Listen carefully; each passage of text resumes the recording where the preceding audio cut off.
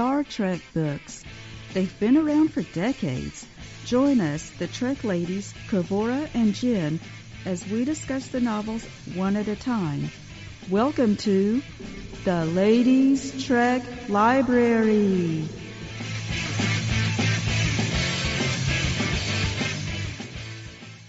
So we are back with Ladies Trek Library, and I'm Kavura, and I'm here with Jen. Hi, Jen.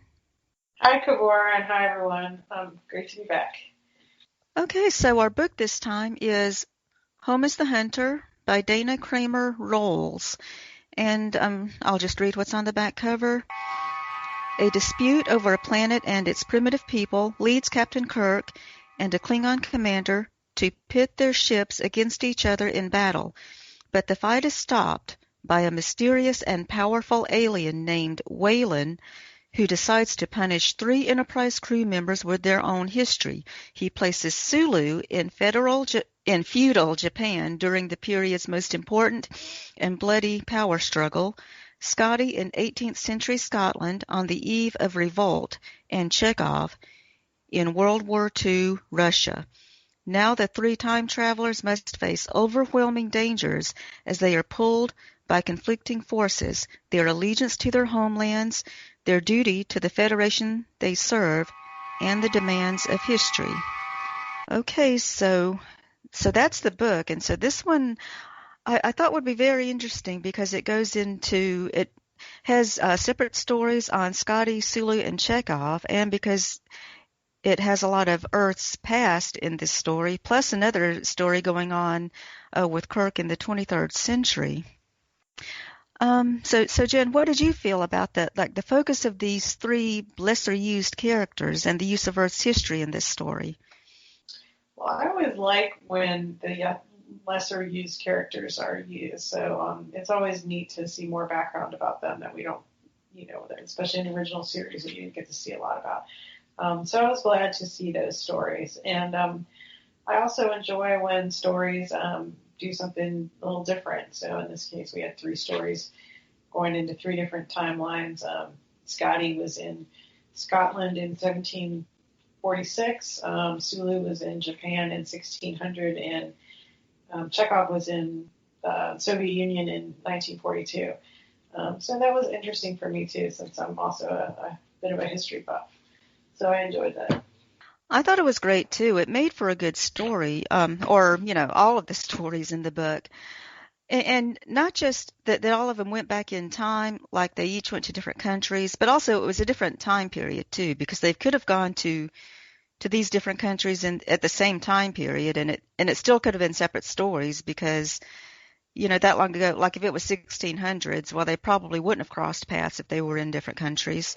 So, but it is neat that they put them in different time periods too. And when I looked these up, of course we know about World War II, but the stories that Sulu and Scotty were involved in, those were actually things that did happen in the past, even though people might not know as much about them. But since you're a history buff, so were you familiar with these stories? Well, I knew a little bit about the Scotty in 1746 with Bonnie and Prince Charlie. I knew about that because I had taken a history class recently that covered that just a few months ago. Oh, interesting. Not in great detail, but enough that I was familiar about it where I probably wouldn't have remembered. Like, I'm sure I learned it in high school, but, that was a long time ago. Sulu in Japan, 1600, that's not a time period that I really ever studied in depth.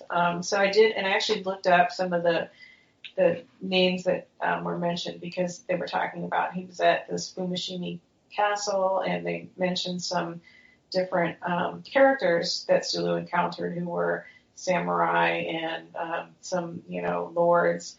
And I Googled them because I was interested in, and they were all actually real people that were well known. So anyone, I guess, who's familiar with Japanese history probably would have recognized those names. So I thought that was interesting.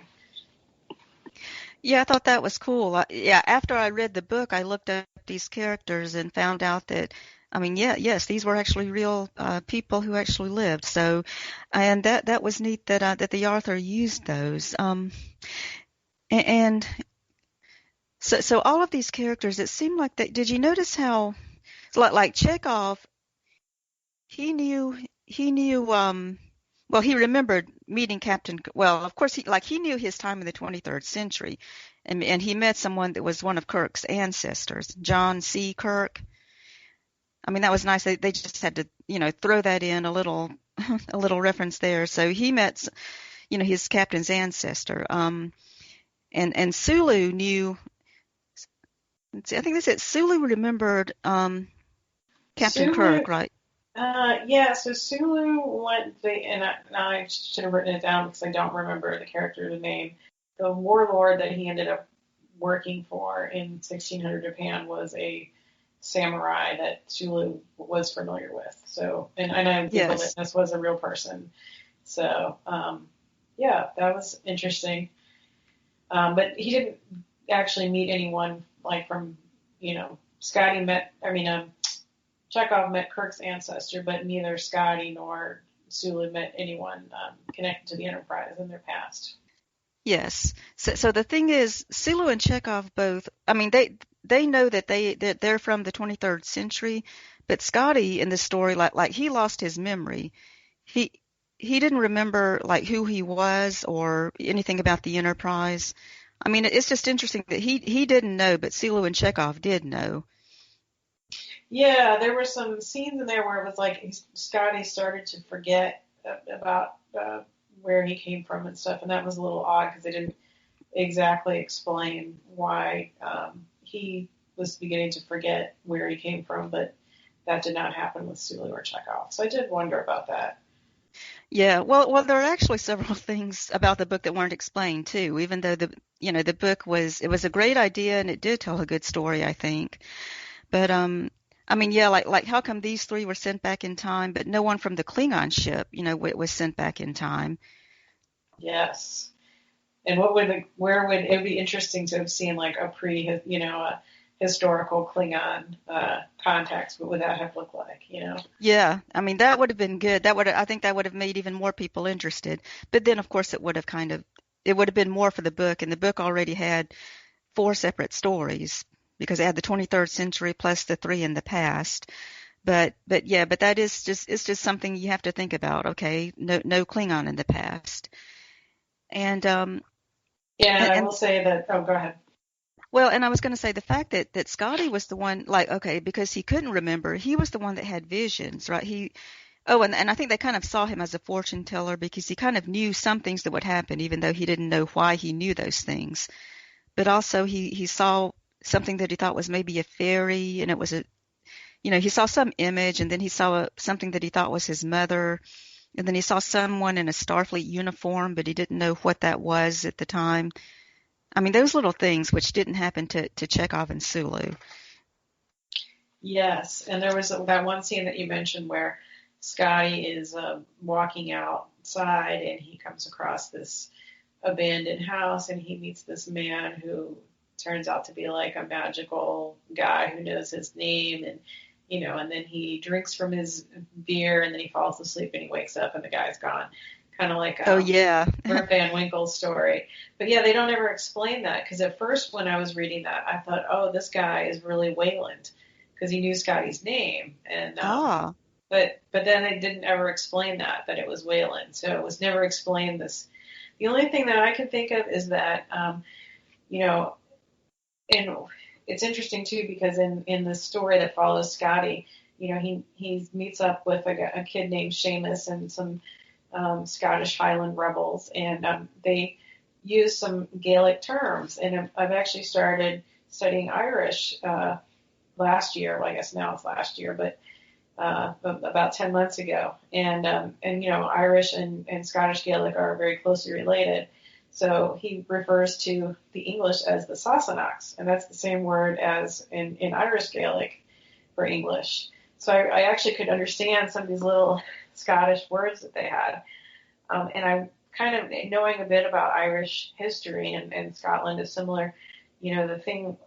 Fairies play a large part of that. Um, so there's all these kind of Irish and Celtic mythological stories about, encountering a fairy ford and what will happen if somebody disturbs a fairy fort, and these and very similar stories where the person goes and meets a fairy in the house and then falls asleep and they wake up and the fairy's gone. And so I think maybe part of that was just kind of going along with the Scottish mythology, even though they never really did explain it. So that does fit then, yeah. So that's probably what, yeah, they put that part in Scotty's story because it is a part of Irish history. That is interesting. Because and I did have that thought, like I wonder if that's something that's common for those type of stories that involve Scotland and Ireland. And I do believe I read that the writer of this book has a degree in history. So and that's the reason I think that she wanted to write this, because she could put this in perspective in a Star Trek setting, which was cool. Well, one thing I have to say that stood out for me was in Sulu's story. He slept with the lady that he rescued, and she was married. So that seemed a little, like not like Sulu, not like a Star Trek character. Well, she wasn't technically married, I don't think. She was the, what's the word I'm looking for? Concubine or something. Yes, she was She the was pregnant. Yeah, but that was a little weird. She was pregnant. She was the concubine of the samurai that he served. I don't think he was technically married to her because he had, all these women who were his concubines, and she was one of many. But yeah, she did belong to another man. And you do see Sulu kind of trying to make he's in love with this woman, but at the same time, he's serving her the man who's, the father of her child, and he kind of has this ethical dilemma, but in the end, he ends up hooking up with her anyway. So I mean, he ended up with her, but then we also find out that she's not who the other man thought she was either. But yeah, but that just seemed a little odd to me. But okay. yeah, that was a little odd, and I guess if talking about the three, because there's four timelines. I mean, we got the story in Scotland, Japan, Soviet Union, and then there's just the frame story taking place on the Enterprise and the Klingon ship in the present day. But the story, I think the one for me, the one that took place in the Soviet Union, that was the one that I actually had the hardest time with. You know, so okay, Chekhov is transported to 1942 Soviet Union during the Battle of Stalingrad, which was a long siege, and okay, I mean that's believable, but he somehow comes into contact with Kirk's ancestor, who's American, but yet is in Chekhov ends up in a prison. The Germans have captured him, and he's in a prison. And but yet Kirk's in there, and he's an American, but yet he speaks Russian, and he knows all this Russian stuff. Yeah. And I was like, well, what? He was brilliant, like Kirk. Great. So what's this American doing? Because the Americans didn't ever go into Russia during World War II. I mean, that was the Soviets fighting on the Eastern Front. The Americans were, in France and Western Europe. So how did this American guy end up, at the Battle of Stalingrad? And he also speaks Russian fluently, and he's got, he's working with the Russians, and it was kind of like very far-fetched to me. I kind of was like, well, maybe they didn't really need to include this character in there. They kind of It was there for fan service, maybe, but yeah, I kind of yeah I think that was also the weakest story, the one in Russia, and I just kind of thought maybe it's because it's a little closer to us in the time period. It was 1942, so that one is more fresh on our minds, and so it's not as interesting because we've read it all before in the history books, and maybe that's why. But yeah, I thought that was the least interesting story. yeah, I agree, and you're right. Maybe part of that is that we're all probably pretty familiar with World War II, and less familiar with the other time frames. So you could kind of believe a lot of fantasy stuff happening in 1600 Japan or 1746 Scotland, before the modern era. It's easy to kind of fantasize about stuff, whereas you can kind of pick more holes into something that's happened more recently that you know the facts about. So. And yes, and the others did seem more romanticized, which, yeah, and Sulu was the only one who had an actual, a romance in this, and his was pretty good, but even though I said I had a problem with it, but it was, it was entertaining as a romance and everything. Yeah, I thought it was an interesting story, and that was probably my favorite of the three. Maybe because I just don't know that much about that time period, and I could fantasize this whole, and it actually kind of reminded me a lot of, it could be like an original series episode. They go back to a planet where it's like 1600 Japan, and you have all the samurai and the ninjas, and in reality, it probably wasn't like that at all, but Oh, but yeah. it's a nice little fantasy. So, Okay, so and what did you think about the other story with Kirk and the Klingons and Wayland? well, Waylon reminded me a lot of the characters, the Organians. He's sort of, Exactly, yeah. yeah, very much like just this all-powerful uh, being who it was almost identical, very similar story. And hey, we're gonna make you two, punish you two for fighting each other. So he didn't interest me that much. There was a story with the Klingons where we have the Klingon commander ends up getting overthrown, and there's a mutiny, and he gets sent out into space, but the Enterprise rescues him, and that was a little interesting. The whole that scenario, I thought that was a kind of interesting to read about. I mean, I thought it was a good story with Kirk and with the Klingons, and I wasn't expecting that. Like I thought this book would focus more on the other three stories, but the story with Kirk and the Klingons and Wayland on, they were on this planet and trying to negotiate with the people on the planet, and it was Kragon 5, the planet, and the people who were sort of like having to choose between the Federation or the Klingons. That's a typical story, but the way they hashed it out in the book was really good, and that could have been a story in itself too. I mean, I liked that it was its own story. Yeah, I agree, and I liked Klingon stories are not always my favorite. I actually prefer Romulan and Vulcans are my favorite aliens, and Andorians a little bit, but I mean, some people really, get into Klingons and love everything Klingon, and they're usually not my favorite, but I did enjoy, there was a whole part that just took place on the Klingon ship with, one of the Klingon crew members, warning the captain that there might be a mutiny, and then a mutiny happening, and the two of them, getting overthrown, the mutiny, and it actually was actually really well done, and I enjoyed those parts. It was a very well developed story with the Klingons and and they had their characters and the writer spent time developing the Klingon commander and the other person K-Brex and then the woman, what was her name, Well, Verada. well, Yes, yeah, or Vladra.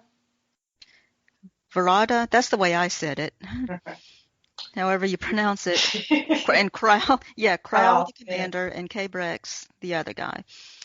And and there were references to things that have happened on the show, like he reads poetry and she throws things at him. I mean, that happened in the book with the Klingons, and the whole thing also was reminiscent of Errand of Mercy. Well, like you said, the Organians, but yeah, but about this powerful being that intervenes on this planet where you have these other people that are more primitive than the Federation or the Klingons.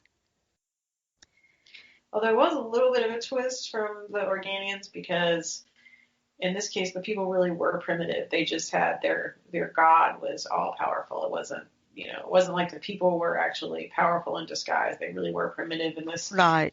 Q-like being, decided that he liked these people and wanted to take them under his protection. Yes, Waylon was like the Organians, but in another way, he was like Q. He did say that he was from a continuum, didn't he?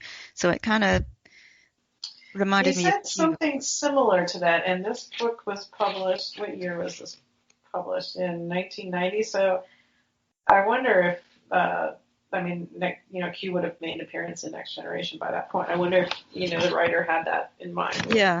making Yeah, it she this could way. have. And part of it reminded me too of Spectre of the Gun because you have they're replaying the past.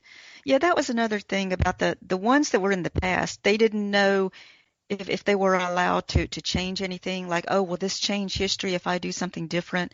Because they were, oh yeah, this is something I was going to mention. They were all in situations that they knew they had to die. I mean, it's like or were going to die, but it's like, but Sulu and Chekhov knew this time in past and knew that the characters that they were living out were going to die, or the side that they were on was not going to make it.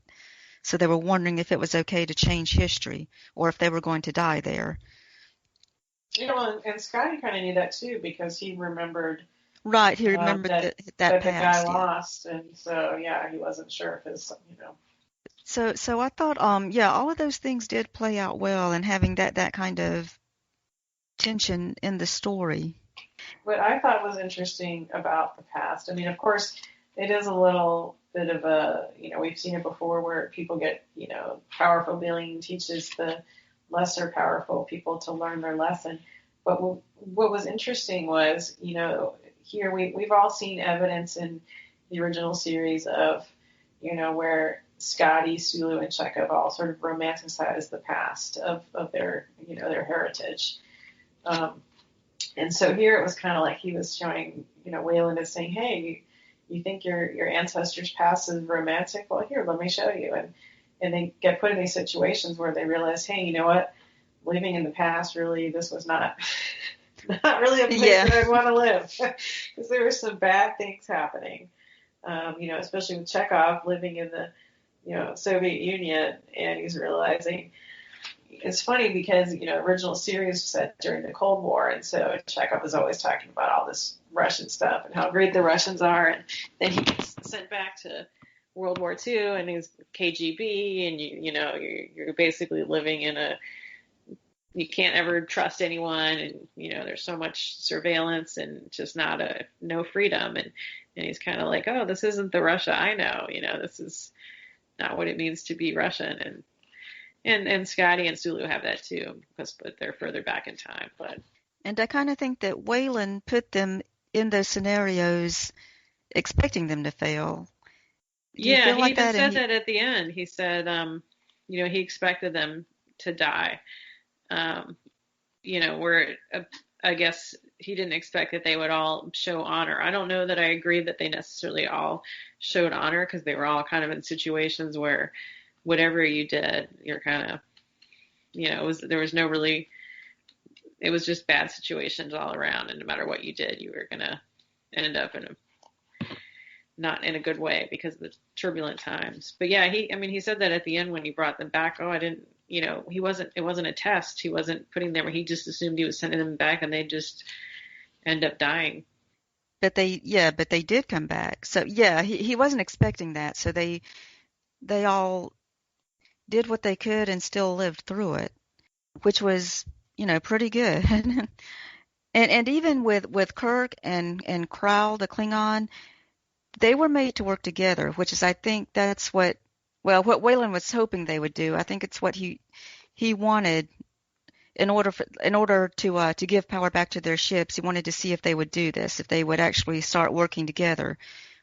Yes, because he wouldn't. Their ships were both the Enterprise and the Klingon ship were both in orbit and in a decaying orbit, and none of their power worked. They couldn't do anything. They couldn't use transporters, but they were able to get the shuttlecraft out with Kirk and Krall, and they had to kind of the doors wouldn't open, and they had to hope against hope that if they're going out in the shuttlecraft, that the doors would open. That Wayland, that he was going to realize they were coming down together. So yeah, he did force them to work together because if they were in a situation where it looked like their ships were going to eventually, lose orbit and be destroyed if they didn't do something.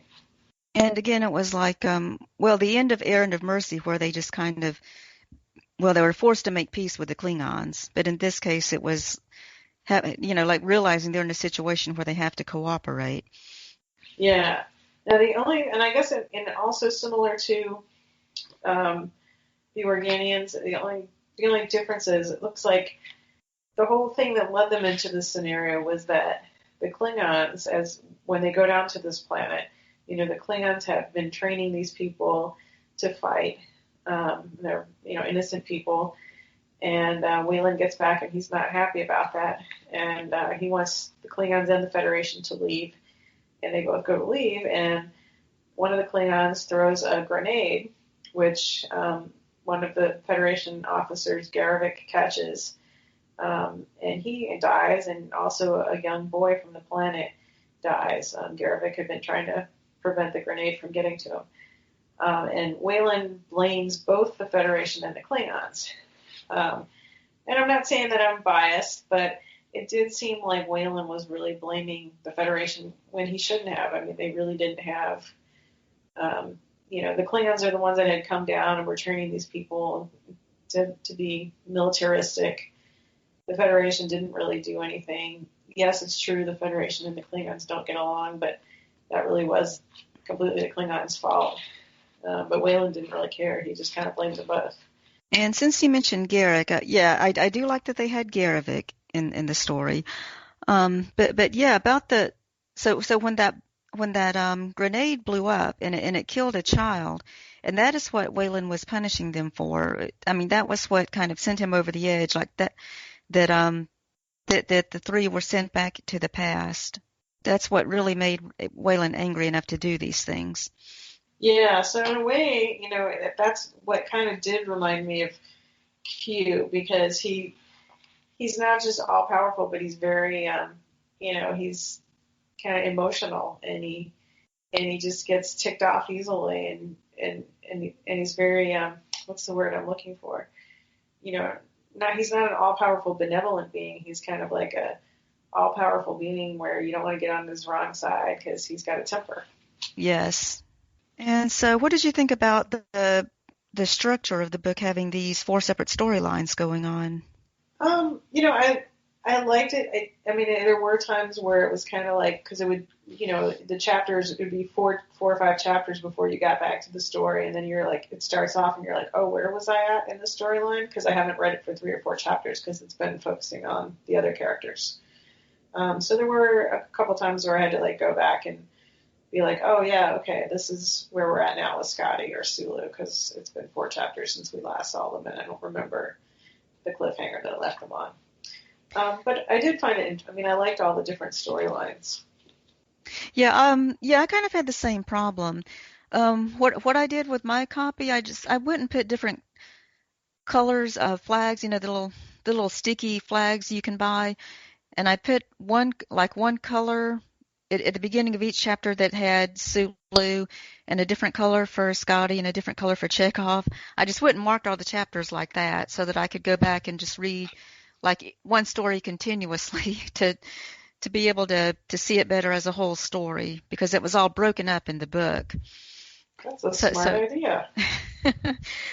I mean, that helps to read them better, but but yeah, because it does kind of get confusing because there's so many stories, and even though a lot of the more modern Star Trek books are like that too, they have a lot of different storylines going on at the same time. But other than that, I mean, but like I said, I think all the stories did take a lot of time to explain and to develop the characters, and so I guess you could say it worked. As long as you can just flip back to the different stories, you can keep up with it. Yeah, I mean, it wasn't, a huge problem. Like, I don't think it, made me say, oh, I don't want to recommend the book. I mean, some of the storylines were slow to get into, like the Chekhov one. To me, it just took me a while to get into it, so it was kind of like slow going at first. Like, I just couldn't get into it as much as the others. So I didn't like love, it wasn't like my favorite book, but I don't think the different storylines like took away from, enjoying it. It wasn't that disjointed. But there is one thing I'll say that about the Chekhov storyline that made me laugh as I was reading it, because I'm not surprised that you mentioned that the author was a historian, because it was clear that even if they weren't a historian, that they had done a lot of research, with very specific details about stuff that most people probably just would not know off the top of their Mm-hmm. head. But there was a scene where Chekhov he gets injured, and it's 1942, the Soviet Union, and he wakes up and he sees this nurse standing over him, and she has blonde hair, and he says, "Oh, Nurse Chapel, Nurse Chapel," and she says, something like, "Shh," because you can't talk about chapels, because it's the Soviet Union and they're anti-religious, and then you realize it's, oh yeah, I didn't mean that. I meant, something else. You can't say the word chapel. And I'm thinking, but you know what? This is taking place in Russian. Like, Russian word chapel is not. If he had just said Nurse Chapel in English, she's not going to know what that means in Russian. Oh, Like, okay. as people didn't follow the story, I was like, that didn't really work for me. That little pun that she was intending, because really the characters would have been talking in Russian. But Okay. Great. Yeah, I don't think I noticed that. Yeah, one other thing in here that I just wanted to say too was well, there was one time Kirk said to Carl, "I'll see you in hell," and I just thought that was well, kind of what he said in Errand of Mercy when he said, "Go to hell." It was, yeah, I thought it was a variation of that, which was a cool pun to throw in. I didn't think about that, but you're right. Yeah, so, final thoughts on the book then? Yeah, I mean, I would recommend it. As I said, it's not my favorite Star Trek book. And some parts of it were slow going, but I did find the history parts enjoyable. And if you're interested in history, I think you would like the book. And it was also nice to get some more background on three characters that we don't often, we don't see a lot of, especially on the series. Some of the novels have focused on them, but I thought that was enjoyable to not have it just Kirk-centric or Spock-centric or McCoy-centric. Right, and this book didn't really have as much of Spock and Uhura. It had some of McCoy, but yeah. But I thought it was a good book too, and I do recommend it. And like I said, I was surprised at how much the main, what we call the 23rd century story, how much that one was developed. I mean, so it was that story plus the other three, and all the three historical, storylines in this were pretty good. And just to say that the cover of this book has Kirk, Scotty, and Chekhov. I mean, it seems like it should have had Scotty, Chekhov, and Sulu. Yes. Yeah. But That's I guess often the case with these novels. Like, a lot of times these novels will have some character on it. There's another one that I read recently, and I'm trying to remember what it was. And there's a character on the front who's a minor character. And I was like, why is that person on the cover of the book? They were hardly in it. Yeah. So I don't know if the illustrator just didn't really have a conversation. Maybe the illustrator didn't read the book or didn't really know. Yeah. It seems like that, yeah, if the illustrator doesn't read it, it seems like someone needs to tell him who should be on the cover. But yeah, and I was wondering for this one if they put Kirk on the cover just to because he's the captain, maybe it has to have either him or Spock or something like that. Or he has to be on so many covers, I don't know. But yeah, and I just Googled an interesting fact. The author of this book, Dana Kramer-Rolls, this is the only Star Trek book she's ever written, which would explain why I've never read anything from her before. Okay. Yeah, and I think I heard that she did write some other sci-fi books, but no other Star Trek. Yeah. And she does seem like she's a fan. It seems from the way she handled the characters, I would say she is a fan of Star Trek. Yeah, I definitely got the feeling that she was a fan and knew the characters. The characters were all, done just, I thought it was clearly someone who was familiar with the characters. And I'm looking here on Amazon, and it says she has a PhD in folklore and history of religions. Cool. So that makes sense. Yeah. Okay, so it is a thumbs up for both of us then. Yes. Okay, so I guess that is it for this book, and so we'll see you next time. Our next book will be Dwellers in the Crucible. Please join us. Thanks. Bye. Thank you for listening. Thanks for listening. Make sure you hit that subscribe button and join our Facebook group. Live long, and may the force be with you. Nanu Nanu.